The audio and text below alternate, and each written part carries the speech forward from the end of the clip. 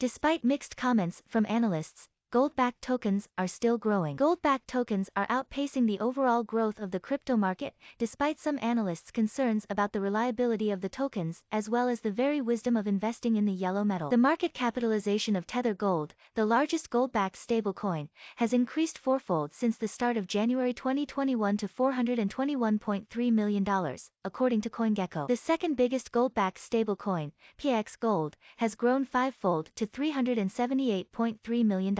On a combined basis, the market cap of the two tokens has increased 360% versus 150% for all cryptocurrencies, according to the analysis firm Arcane Research. Many investors are looking to get involved with the volatile crypto asset class, and gold-backed tokens provide some protection against volatility, said Edward Moya, senior market analyst at the foreign exchange brokerage Oanda. Gold-backed tokens could continue to see massive appeal as gold's outlook for the year improves. Gold is seen by many investors in traditional financial markets as a hedge against inflation, similar to the way that many traders in crypto markets think that Bitcoin might increase in value if the dollar's purchasing power erodes. Some investors also argue that gold might be a safe haven in times of geopolitical turmoil, so the recent tensions between the US and Russia over Ukraine have added to the appeal for bullion. These tensions have been cited as a driver for a $1.6 billion flow into the world's largest gold fund at the end of January. The price of gold is up 2.8% in the past month, trading at $1,849.71 per ounce,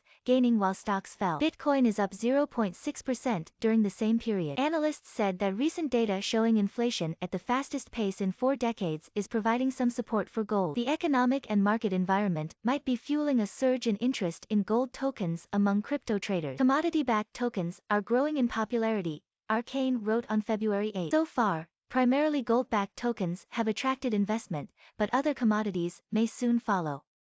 The Russian nickel and palladium giant Nornickel was approved on February 3 by the Central Bank of Russia to issue commodity-backed tokens through its subsidiary Atomyze. Since the gold tokens are tied to the price of the yellow metal, the rising market capitalization really just represents an increase in the number of tokens outstanding, analysts said. What you are talking about is that there is issuance of gold-backed tokens, said Maddie Greenspan, CEO at Quantum Economics and former eToro senior analyst. If they want to issue them, they issue them. The market value of the gold tokens, now around $800 million combined, pales in comparison with Bitcoin's $833 billion.